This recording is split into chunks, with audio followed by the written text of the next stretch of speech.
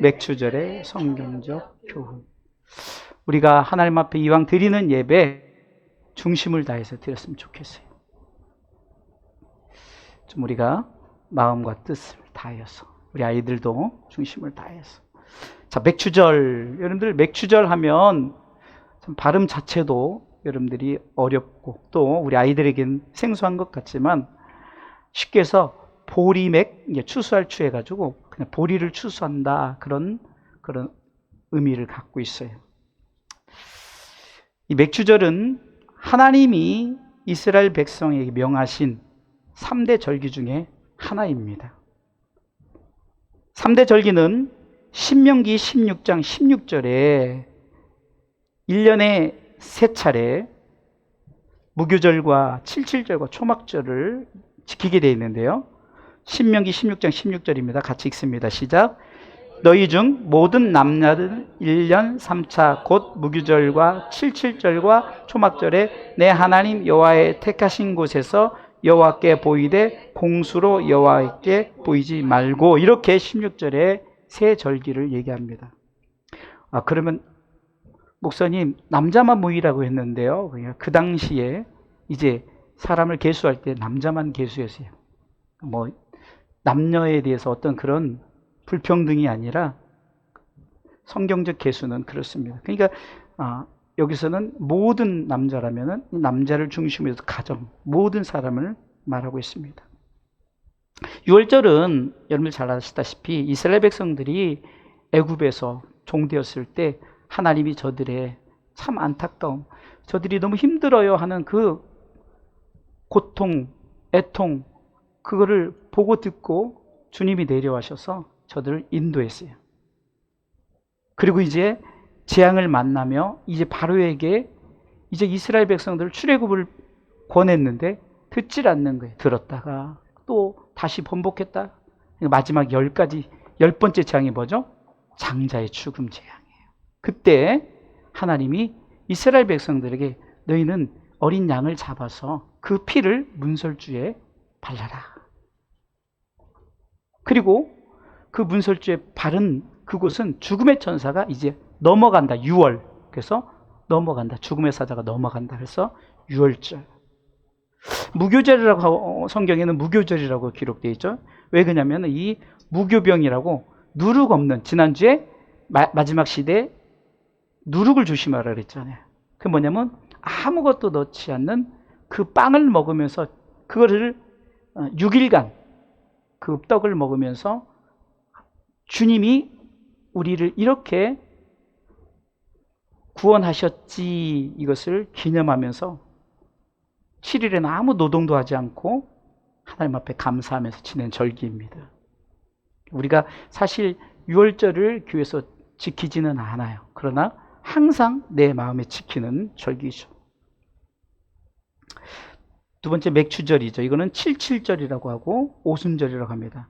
77에 49 하고 이제 7주를 개수하고 이제 50번째 왔다 해서 오순절이라고 하는데, 말 그대로 이스라엘 백성이 애굽에서 나왔는데요. 이제 가나안 땅에 이르러서 이제 첫 수확을 이제 했는데 첫 보리단이에요. 어떻게 보면은 참 이 보리단을 바친다는 개념 속에서 지극히 연약한 거지만, 그러나 우리가 흔히 이런 말도 있잖아요. 우리가 첫 술에 배부르지 않는다. 그렇죠. 그러나 하나님은 이 보리단의 역사를 통해서 이스라엘 백성들을 축복해 주셨고, 더 나아가선 지금 전 세계 유대인들이 어떤 지식적으로나 물권으로나 어떤 것으로 다 잡고 있어요. 그 정도로 하나님께서 보리단으로 시작된 저들의 감사가 이렇게 열매 맺게 해주셨습니다. 초막절은 우리가 추수감사절이라고 하는데 사실은 유래를 그렇게 잡은 것입니다. 추수절이라고 하고요. 이제 수확이 완전히 끝났을 때 축제를 벌입니다. 그 초막을 짓고 7일 동안 축제를 벌이고, 요즘으로 말하면 우리가 가을에 지내는 추수감사절을 말합니다. 저는 이제 맥추절, 오늘 이제 맥추절이죠. 사실 저희가 맥추절을 이렇게 지키긴 해도 우리가 특별히 성도들에게 맥추절의 헌금은 강조하지를 않았어요. 그래서 오늘 여러분들에게 입구에서 여러분들 맥주절 감사헌금 몽투를 여러분들 다 받았을 것입니다. 왜 그랬는가? 그것은 오늘 성경이 가르치기에 제가 그렇게 행하는 것입니다. 여러분들 원래는 안 했는데 이렇게 하지 마시고 오늘 성경적 교훈이 무엇을 말씀하고 있는가를 한번 보도록 하겠습니다. 참 절기를 맞이할 때마다 세상의 사람들은 이 절기에 대한 의미를 모르고 절기 하나님이 성경적 교훈을 모르기 때문에 교회에서 돈을 거두려고 하는 행위들이다 이렇게 말을 합니다. 심지어는 그리스도인들까지도 그렇게 생각을 하는 분들이 있습니다. 그래서 절기를 지킬 때 성경적 의미를 모르고 저들이 억지로 하고 그러기 때문에 문제가 되어지는 것입니다. 사람의 이해로 지키는 절기가 아닌 성경 안에서 지키는 절기. 그래서 저는 오늘 제목을 맥주절의 성경적 교훈이라는 말씀으로 저와 여러분들 은혜 나누기를 원합니다. 첫 번째요, 맥주절의 성경적 교훈은 첫 번째는 맥주절은 하나님이 명령하신 절기라는 겁니다. 읽어보겠습니다. 시작. 맥주절은 하나님이 명령하신 절기라는 것입니다. 명령입니다. 오늘 본문의 9절 10절 읽어보겠습니다. 신명기 16장 9절, 신명기 16장 9절 10절 큰 소리로 우리 다 같이 읽습니다. 7주를 계수할지니 곡식의 낫을 대는 첫날부터 7주를 계수하여 내 하나님 여호와 앞에 77절을 지키되. 여기까지요. 자, 분명히 하나님이 뭐라고 말합니까? 지금 7주를 계산하여서 오는 이제 오순 50일째 77절을 지키라고 말합니다. 자, 우리나라도 대표적인 절기들이 있죠. 크게는 설날이라는 절기가 있고 그리고 추석이라는 절기가 있습니다. 그리고 국가적인 절기들이 있죠. 흔히 국가 공휴일이라고 합니다. 3.1절, 어린이날, 석탄일, 현충일, 광복절, 개천절, 한글날, 성탄절. 그리고 요즘에는 이제 공휴일날 만약에 이거를 겹치게 되면은 뭐라고 말하죠? 그 대체 공휴일이라고 해서, 여러분 보세요. 그 절기를 지키려고 대체 공휴일까지 해서 절기를 지켜요. 무슨 절기를 지키는, 여러분들 쉬는 게 절기를, 요즘으로 말하는 국가 공휴일의 절기를 지키는 거하고 같은 거예요. 이 절기들은 사람들이 제정한 거죠. 어떤 3.1절 그 3.1 운동을 기념하면서 3.1절 어린이들을, 방정환 선생님이 어린이들을 위해서 뭐 여러 가지, 현충일은 참 나라를 위해서 그 목숨 바친 자들, 이렇게 다 맞게끔 절기, 이게 저들이 말하는 국가 공휴일을 정해서 지키죠. 이건 다 사람들이 만들어 놓은 거예요. 그런데 맥주절은 누가 만들었다고요? 하나님이 만들고 하나님이 명령하셨습니다. 우리가 세상의 절기들을 열심히 지키는데 하나님이 만든 절기를 지키지 않으면 어떻게 되겠습니까? 맥주절의 절기는 하나님의 명령입니다. 명령이라 하면 지켜도 되고 안 지켜도 되는 것이 아니라 무조건 지켜야 하는 것입니다. 우리는 하나님이 세우신 이 맥주절을 지키는 것이 마땅한 일이며 반드시 지켜야 하는 절기임을 기억하시고, 우리가 첫 보리단의 수확을 드리는 그 마음으로 여러분들이 지금 한 해 이제 내가 첫 술에 어떤 하나님 주시는 그 애굽에서 나와서 첫 보리단을 떼는 마음으로 하나님의 명령을 지키는 이 맥주절, 이 절기를 여러분들이 하나님 앞에 온전히 지키시기를 다시 한번 부탁드립니다. 자, 두 번째는요, 맥주절은 예물이 있어야 한다는 것입니다. 자, 오늘 말씀 10절 보도록 하겠습니다. 먼저 두 번째 읽어보겠습니다. 맥주절은 예물이 있어야 한다는 것입니다. 자, 10절 읽어보겠습니다. 내 하나님 여호와 앞에 77절을 지키되 내 하나님 여호와께서 내게 복을 주신 대로 내 힘을 헤아려 자원하는 예물을 드리고, 맥추절에 하나님이 이렇게 지키는데 반드시 예물을 드려라 이렇게 말합니다. 이 예물은 뭡니까? 감사의 예물입니다. 그러면 왜 감사 예물이 될까요? 자, 오늘 본문의 마지막 절을 한번 읽어보겠습니다. 12절이죠. 12절인가요? 예, 12절 읽습니다. 너는 애굽에서 종되었던 것을 기억하고, 여기까지요. 자, 그 전에 이 이스라엘 백성이 뭐였다고요? 종이었어요. 노예였단 말이에요. 노예의 신분으로 내가 아무리 씨를 뿌리고 수확을 하는데 그게 누구 겁니까? 그 주인 것이 되죠.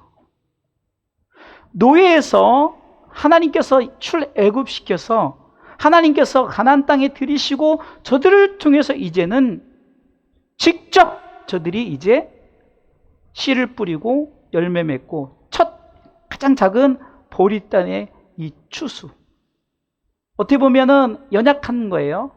그런데 하나님은 이것으로 뭐래? 감사의 예물을 드리라고 말하죠. 다른 것이 아닙니다. 왜 감사해야 될까? 분명한 감사의 이유를 알고 우리가 이 맥추절을 지켜야 된다는 거예요.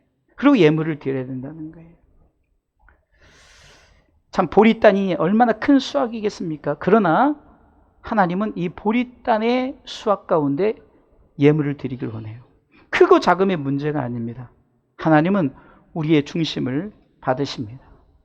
우리 주사랑교회에 지금 수년째 절기 때마다 헌금하시는 집사님 부부가 있습니다. 그 집사님 부부는 우리 주사랑교회 절기 예물을 드립니다. 오늘도 변함없이 절기 예물을 보면서 절기 예물을 드립니다라고.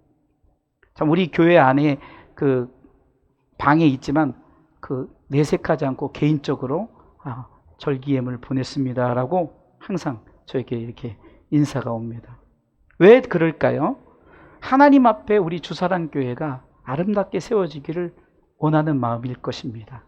그리고 그 조그마한 씨가 우리 주사랑교회에 어떻게 보면요, 우리 교회가 움직일 수 있도록, 어쩌면은 끝까지 견딜 수 있도록 여러분들의 드려진 예물과 또 주변에서 하나님께서 감동을 주셔서 드려진 예물로 우리 주사랑교회가 운영되어지고 있어요.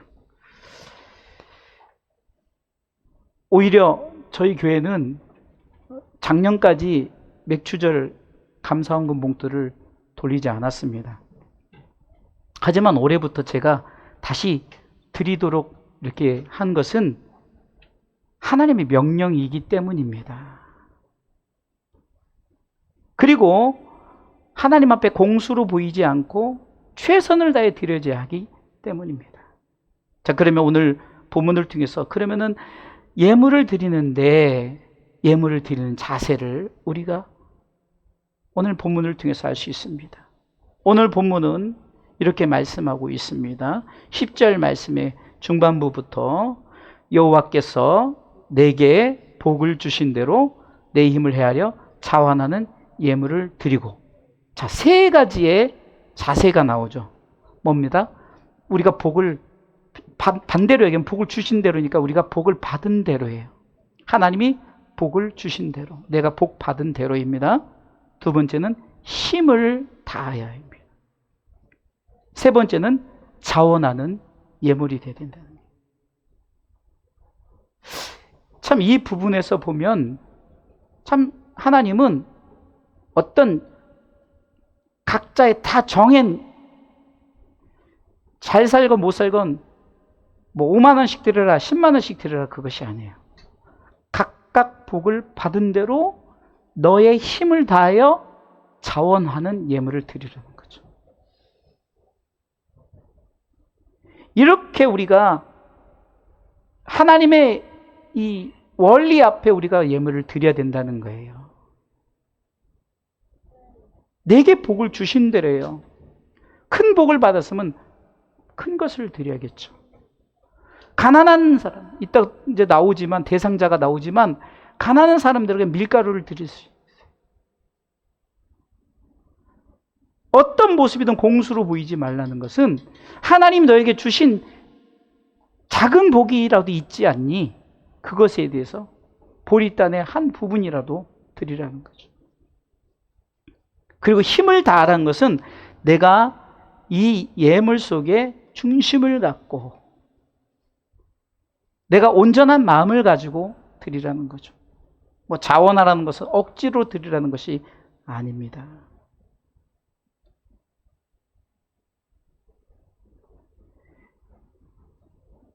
우리 아이들이 주일헌금, 감사헌금 또는 11조도 우리 아이들이 참 잘 드려요. 그리고 청년들이 참 우리 성도들은 뭐 말할 것도 없고요. 온 성도들이 다 잘 드려집니다. 그런데 이 맥추저 예물처럼 이 예물이 하나님 앞에 이 세 가지 원리를 가지고 드리지 않으면 그것은 의미가 없습니다. 그렇기 때문에 우리는 반드시 이 세 가지 하나님이 복을 받은 대로 힘을 다하여 자원하는 마음으로 드리시기를 주님의 이름으로 축원합니다. 참 요즘 전에도 말씀드렸지만 잘못된 유튜브의 이 메시지를 통해서 헌금에 대한 인간적인 사상을 전하는 기독 유튜버들이 있습니다. 이럴 때 우리는 성경의 말씀, 성경적 교훈으로 생각해 보시기 바랍니다. 세 가지 다시 예물을 드리는 자세 같이 여러분들과 고백하겠습니다. 첫 번째, 복 받은 대로. 두 번째, 힘을 다하여. 세 번째, 자원하는 마음으로. 이렇게 드려야 되는 거예요. 세 번째, 맥추절의 성경적 교훈은 세 번째, 우리 같이 읽습니다. 맥추절을 지키는 대상자에 대한 것입니다. 자, 맥추절을 지키는 대상자가 있는데요. 11절 보겠습니다. 읽습니다. 너와 내 자녀와 노비와 내 성중에 거하는 레위인과 및 너희 중에 있는 객과 고아와 과부가 함께. 여기까지요. 자, 보세요. 보면 여러 대상자들이 나오는데 너와 내 자녀라고 그랬죠. 그러니까 자녀들은 아직까지 드려야 될 소득이 없을 수도 있어요. 그러나 너와 내 자녀라고 했죠. 대표로 한 사람 하는 것 좋지만 여기 본문을 보니까 가족들이 이렇게 각자의 중심대로 드리라고 말합니다. 왜냐하면 받은 은혜가 각기 다르기 때문이죠. 내 자녀와라고 했으니 어려서부터 이렇게 하나님 앞에 예물을 드리는 하나님 앞에 좋은 습관을 통해서 하나님 주시는 복을 경험케 하기 위함입니다. 조지 워싱턴의 어머니에게 어느 사람이 묻기를 어떻게 해서 저렇게 훌륭한 아들을 키웠습니까? 라고 묻자 이렇게 어머님이 대답합니다. 나는 아들에게 항상 하나님께 감사라고 가르친 것 뿐입니다. 라고 했습니다. 여러분, 우리가 훌륭한 사람이 되기를 위해서 감사할 줄 아는, 하나님께 감사하는 자는 부모에게도 감사하고 형제 자매에게도 서로 감사할 수 있어요. 요즘에 어떻게 이렇게 식사를 하다 보면 이렇게 TV에 딱 들었는데 금쪽 같은 새끼 뭐 이렇게 있더라고요. 그 뭔 말했더니 그 이제 한 사람이 상담을 해주고 아이들이 막 굉장히 그 강하게 불만이 있고 이런 부분들을 상담을 통해서 치유하더라고요. 이게 자녀들이 왜 그럴까? 이것은 이제 가정에서 이런 감사 훈련, 서로 사랑 훈련이 되어 있지 않기 때문이죠. 그래서 그것을 그렇게 할 수 있게끔 참 이 그 컨설팅을 하시는 분이 참 이렇게 잘 하시더라고요. 또 노비화라고 했어요. 나는 집도 없고 가난한 자고 노비? 그래서 헌금 순서에서 빼주세요 한 말도 있죠. 그 실질적으로 헌금을 할 때 충분히 내가 보기에는 드릴 수 있는 환경이 돼도 헌금 시간만 되면은 굉장히 인색하신 분이 있어요. 이게 하나님께 인색한 것을 얘기하는 거죠. 그런데 자신을 위해서는 참 많은 것을 투자하고 드립니다. 어쩌면은 노비라 하면 참 말이 됩니까? 노비도 드리래요. 또 레위인, 성경에서 레위인들에게 민수기 18장 26절에도 너는 레위인에게 고하여 그에게 그 11조의 11조를 거제로 여호와께 드릴 것이냐. 여러분들이 드린 11조로 레위인이, 저 같은 레위인이 삽니다. 그럼 레위인도 11조의 11조를 드리라고 말하는 거예요. 18장, 민수기 18장 26절에 또 손님도 드리라고 하네요. 또 너희 중에 있는 객도. 어쩌면은 나그네 교인이죠. 교회로 말하면은 이제 지나가는 교인들. 뭐 그 외에 뭐 고아. 참 고아까지 드리라고 하네요. 아니 심지어는 과부까지 드리래. 그런데 우리가 보기에는 이렇게 이 말씀을 통해서 하나님은 너무하십니다 이렇게 생각할 수 있어요. 그런데 왜 그렇게 드리게 하느냐를 성경적 교훈을 통해서 우리는 알아야 됩니다. 먼저는 노예에서 해방시켜서 구원해 주셨기 때문에 모든, 우리가 농담으로 그러죠. 노예는 그 노예의 개도 노예라고 그러죠. 짐승도. 자자손손 노예죠. 그러니까 노예 같이 친구들도, 노예 손님들도 다 노예가 되는 거예요.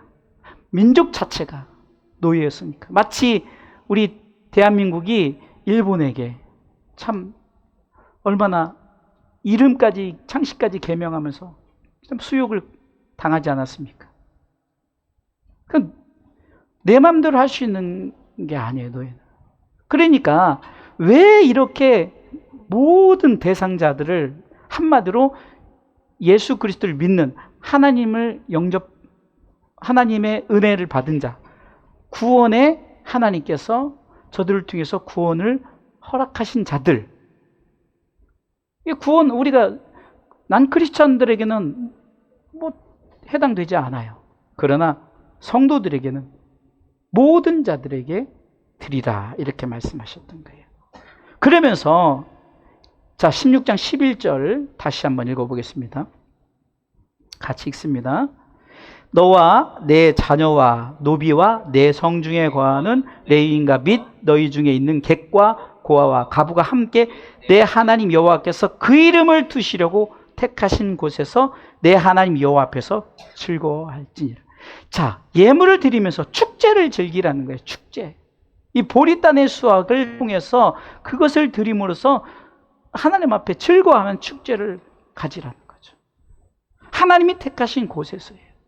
하나님이 너를 부르신 곳에서예요. 우리는 그래서 하나님 앞에 맥주절의 예물을 각각 복을 주신 대로 힘을 다하여 자원한 마음으로 드리시기를 주님의 이름으로 축원합니다. 자, 맥주절의 맥주절이네요. 잘못 썼네. 맥주절의 성경적 교훈. 첫 번째는 시작. 맥주절은 하나님이 명령하신 절기라는 것입니다. 두 번째, 맥주절은 예물이 있어야 한다는 것입니다. 세 번째, 맥주를 지키는 대상자에 대한 것이에요. 모든 사람이죠. 자, 그럼 결론으로 우리가 이 세 가지 성경적 교훈을 받았어요. 그럼 우리가 이렇게 드려야 할 이유를 또 여러분들에게 신명기 16장 12절을 통해서 말씀을 드렸어요. 너는 애굽에서 종되었던 것을 기억하고. 우리는 이 땅에 아무것도 없이 태어났죠. 하지만 지금 각자에게 작은 것이라도 가지고 있습니다. 그런데 이것보다 중요한 것은 왜 내가 하나님 앞에 나와야 되는가, 드려야 되는가, 내가 헌신해야 되는가입니다. 그것은 나를 구원하심이죠. 그래서 그거는 요한복음 3장 16절의 말씀을 제가 항상 드리는 겁니다. 왜 맥주절을 지켜야 됩니까? 첫 번째요, 하나님의 사랑하시기 때문이에요. 하나님이 세상을 이처럼 사랑하사죠. 그러니까 하나님이 우리를 사랑하심, 그것 때문에 맥주절을 지키는 거예요. 두 번째는 예수님의 구원하심 때문입니다. 나를 위해서 십자가에 달려서 나를 구원하신, 자, 결론 챕터를 줘요. 세 번째는 성령님의 인도하심 때문입니다. 그러니까 우리가 분명한 목적 아래서 우리가 맥주절을 지켜야 되는 거예요. 우리에게 교훈하는 것은 하나님께서 우리 가운데 왜 네가 맥주절을 지켜야 되느냐? 한마디로 종되었던 우리를 해방시켜 준 거예요. 이게 우리가 영적으로 이 애굽에서 종되었던 우리를 가나안 땅으로 인도하시는 하나님의 은혜 때문에 우리가 맥주절을 지켜야 된다는 거죠. 그것을 요한복음 3장 16절에는 하나님의 사랑하심, 예수님의 구원하심, 성령님의 인도하심 때문이라고 말씀하고 있습니다. 사랑하는 성도 여러분, 오늘 저는 여러분들에게 조근조근 말씀을 전합니다. 정말 여러분들이 가슴에 새기고 정말 이제는 더 이상 내가 왜 예배 드려야 되고, 내가 왜 예물을 드려야 되고, 내가 왜 이렇게 하나님 앞에 헌신해야 되는 거에 대해서 묻지 마십시오. 이것은 여러분들을 하나님께서 택하시고 구원하셨어요. 그래서 하나님이 세상을 이처럼 사랑하사 독생자를 주시고 이는 저를 믿었기 때문에 멸망치 않고 영생을 주셨기 때문에 우리는 하나님 앞에 맥주절기뿐만 아니라 여러분들이 하나님 앞에 모든 절기, 그리고 더 나아가서는 모든 예배에 감사함으로 나가시기 바랍니다. 결론 한번 같이 읽어보겠습니다. 첫 번째, 하나님의 사랑하심입니다. 사랑하심 때문입니다. 두 번째, 예수님의 구원하심 때문입니다. 세 번째, 성령님의 인도하심 때문입니다.